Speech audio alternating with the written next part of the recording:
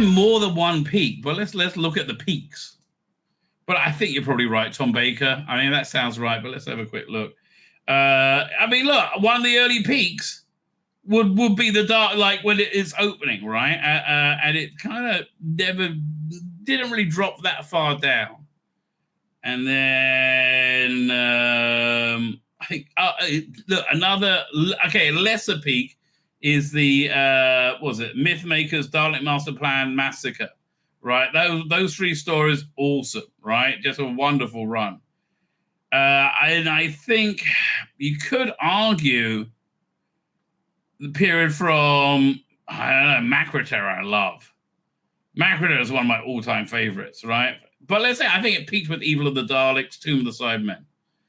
Right, Abominable Snowman, Ice Warriors, like Web of Fear. Yeah, okay, that's another peak. I think this peak is bigger than the Hartnell peak.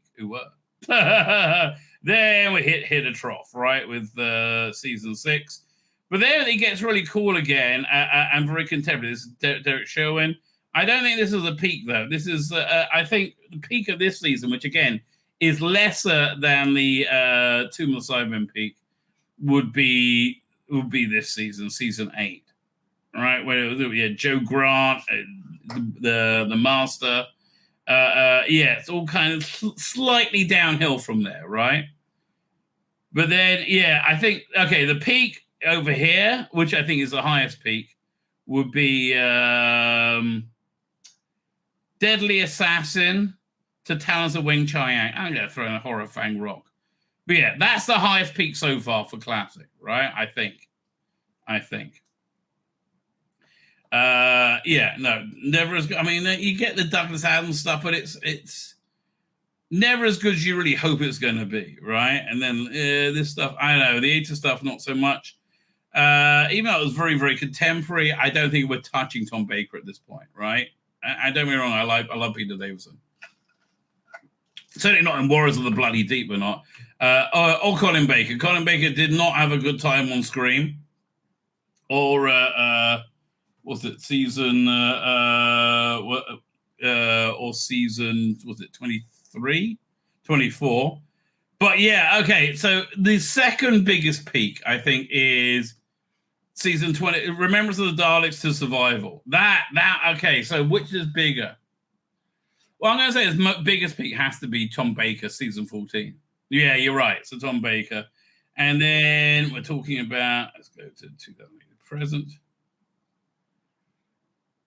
I think that Christmas Invasion was huge, but I think it was still growing. And then I think when it hit Runaway Bride, it reached its optimum cruising altitude, right? And it never really went down from there. I mean, maybe by after Jonah's End. Yeah, and again, Matt Smith. This is Matt Smith's best season, but I'm still going to say I think, and I prefer Matt Smith's Doctor to David Tennant. But I'm going to say this is definitely another peak. That first Matt Smith season, I think all the Matt Smith era was excellent. Then Capaldi, it started with his weakest season, and I think his best season is season 10.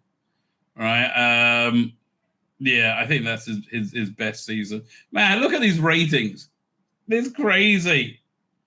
These are all basically overnights, I think. With Capaldi, they were basically overnights, weren't they? Oh, about 9.17. Really?